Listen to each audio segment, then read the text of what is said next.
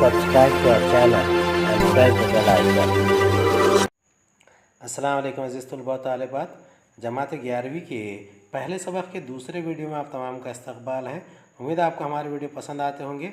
हमारे वीडियो पसंद आते हैं तो इसे लाइक कीजिए, शेयर कीजिए, हमारे चैनल को सब्सक्राइब कीजिए, इस वीडियो को आखिर तक देखिए। चलिए शुरुआत करते हैं। ताजुल मुल्क और गुले बकावली। शहज़ादा इसकी हेबत से थर्राया, चेहरे का रंग पतंग सा उड़ गया, मुंह पर हवाइयाँ छूटने लगी।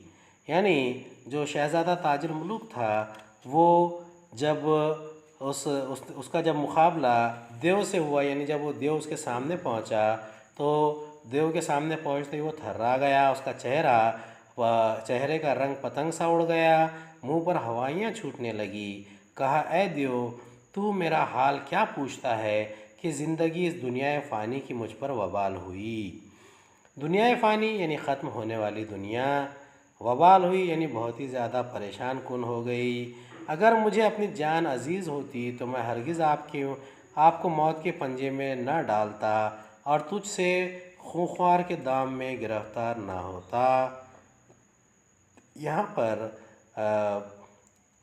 शहज़ादा ताजुल मुल्क ने अपनी बात को देव के सामने पेश कर दिया कि वो ख़ुद ही मौत के मुंह में आ गया है और मुझको इस ज़िंदगी की सौबत से छुड़ा और बिला तवक़्क़ुफ़ मेरा काम तमाम कर कि मुझ पर इस साथ की ज़ीस्त 100 बरस की मशक्क़त के बराबर है। यानी यहाँ पर शहज़ादा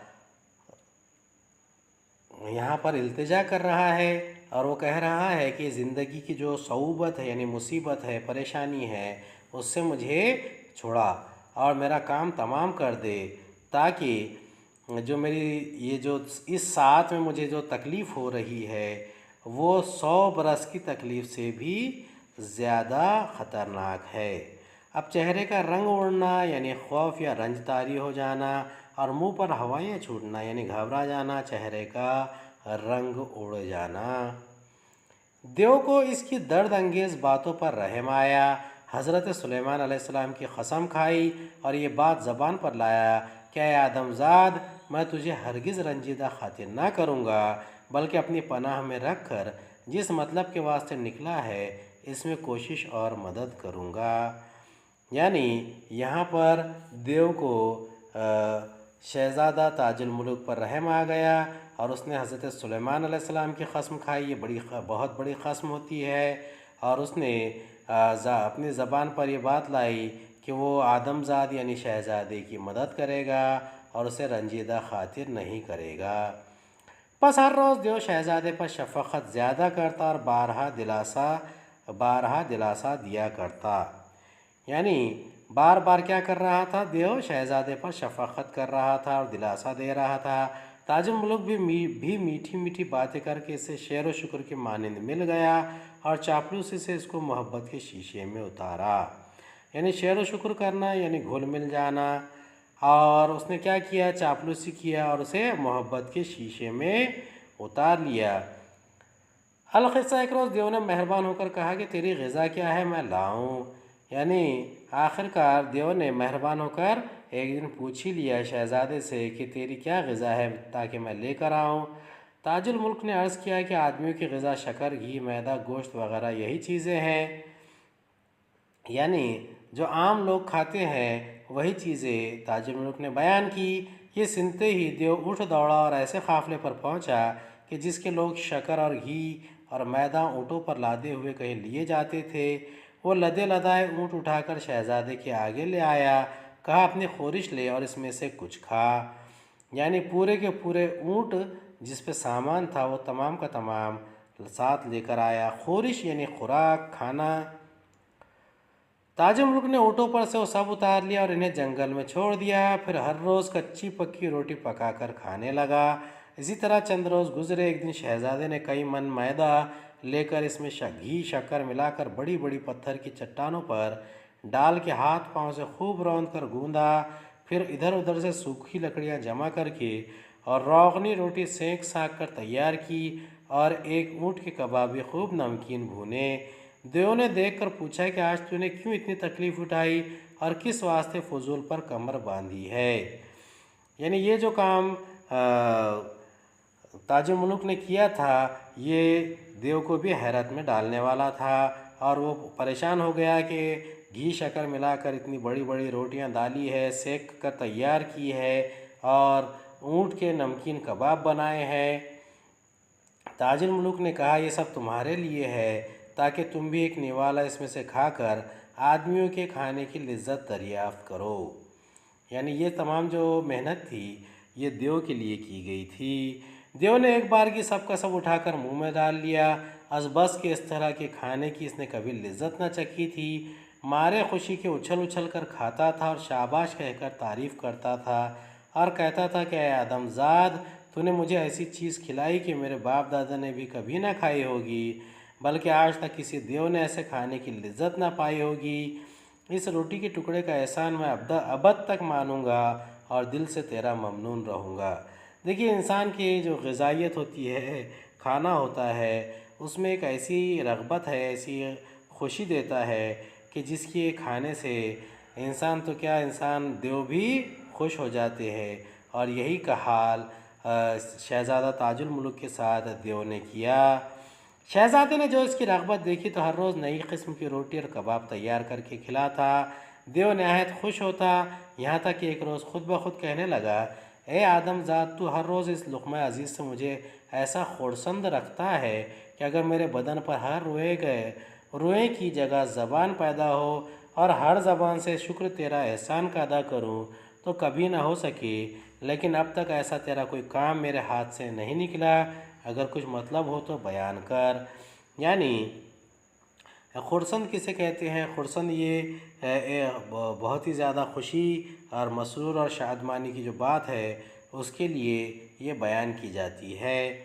अब जब ये शहज़ादे ने जब रग़बत देखी तो वो हर रोज़ नए किस्म की रोटी कबाब तैयार करके देव के खिलाने लगा, और देव इसे खाकर वो कहता कि ये लुक़मा अज़ीज़ मुझे ऐसा खुरसंद रखता है कि अगर मेरे हर बदन पर हर रोए की जगह ज़बान पैदा हो, हर ज़बान से शुक्र तेरा एहसान का करूं तो भी वो अदा नहीं होगा। ताजुल मुल्क ने अर्ज़ की, मैंने सुना है कि देव का मिजाज अक्सर झूठ की तरफ राग़िब होता है और अपनी बात पर क़ायम नहीं रहते। अगर तुम हज़रत सुलेमान अलैहिस्सलाम की कसम खाओ तो मैं अपना राज तुमसे ज़ाहिर करूं। यानी ताजुल मुल्क ने भी अपनी बात को पेश करने से पहले पेशबंदी बांध दी और उससे झूठ से बाज रहने का, सच बोलने का इकरार कर लिया और हज़रत सुलेमान अलैहिस्सलाम की कसम खाने के लिए कहा। तब देव बोला कि मैं इस बुज़ुर्ग कसम से डरता हूँ, खुदा जाने तो क्या कहे, अगर वो मुझसे ना हो सके तो मरना पड़े। आखिरश चारों नाचार कसम खाई। अब पूछा, कहो क्या मतलब है? यानी देव भी हज़रत सुलेमान अलैहिस्सलाम की कसम खाने से डर रहा था, लेकिन आखिरकार उसने कसम खा ली और पूछा, आखिरश यानी आखिरकार, चारों नाचार यानी ना चाह कर भी। ताजुल मुल्क ने कहा कि एक मुद्दत से मुझको मुल्क बकावली की सैर का सौदा होता है, इस सरजमीन में पहुंचा दे, यही मेरी आरजू है। यानी शहज़ादा ताजुल मुल्क ने अपने मुद्दे को बयान कर दिया कि वो मुल्क बकावली जाना चाहता है। ये बात सुनते ही इसने एकदम सर्द से सीने से खींचा और 2 हथौड़ अपने सर पर मारकर बेहोश हो गया। यानी देव जो है ये ऐसी फरमाइश थी कि जिसे वो बहुत ही ज़्यादा परेशान हो गया था।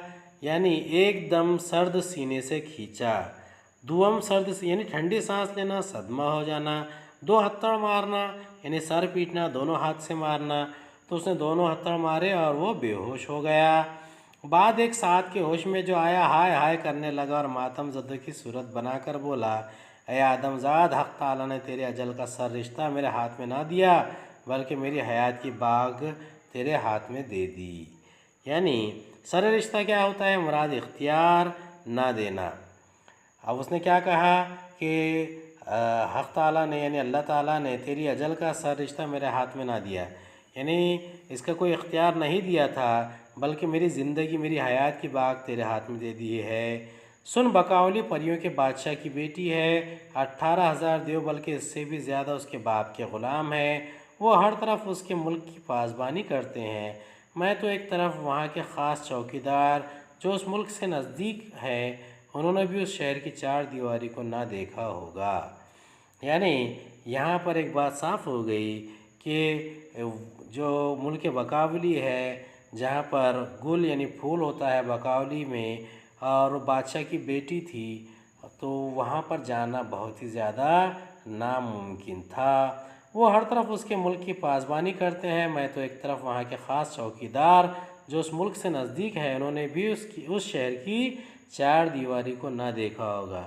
یعنی وہاں پر جانے والے کوئی بھی نہیں جا سکتے ہیں، کسی ذی حیات کی کیا طاقت بلکہ سرسربند دیووں کی اجازت کے بغیر جو برس روز کی راہ تک نگہباں ہے ممکن نہیں کہ پہنچ سکے۔ یعنی وہاں پر یہ بات صاف ہو گئی کہ سرسر یعنی ہوا کا وہاں سے چلنا بھی بیکار ہے اور وہ وہاں سے جا کر نہیں آ سکتے۔ برس روز کی راہ یعنی 1 سال کی مدت کا راستہ، اور پریاں بے شمار دن رات نگہبانی میں مشغول ہے کہ کوئی پرندہ اس سرحد میں پر نہ مار سکے۔ پرندہ پر نہ مارنا یعنی کہ کسی کا گزر نہ ہونا۔ اب وہ مشغول ہے۔ اب زمین کے نیچے چوہوں کا بادشاہ بے انتہا فوج سے اور سانپ بچھوؤں کا لشکر زمین پر محافظت کے واسطے مقرر ہے۔ یعنی محافظت کرنا یعنی حفاظت کرنا، تو وہاں پر اتنا زیادہ پہرا ہے، اس چیز کو وہ بیان کر رہے تھے تاکہ کوئی سرنگ لگا کر بھی نہ پہنچ سکے۔ بھلا پھر میں تجھے وہاں کیوں کر پہنچاؤں، اور جو نہ پہنچا تو یقین ہے کہ یہ سبب اس قسم کے جان سے جاؤں۔ اب تو ایک کام کر کے آج پھر اسی طرح سے کھانا پکا، دیکھ کر پردہ غیب سے کیا ظاہر ہو اور میری کوشش کے ہاتھوں کیا بن پڑے۔ اب یہاں پر کیا کہہ رہا ہے، یعنی اس سے جو بن پڑتا ہے وہ کرنے کے لیے وہ تیار ہے، اور وہ چاہتا ہے کہ ایک مرتبہ پھر سے وہ کھانا کھلائے، اور ویسا ہی کھانا کھا کر وہ پردہ غیب یعنی غیب کے پردوں سے وہ تمام چیزیں جاننا چاہتا ہے۔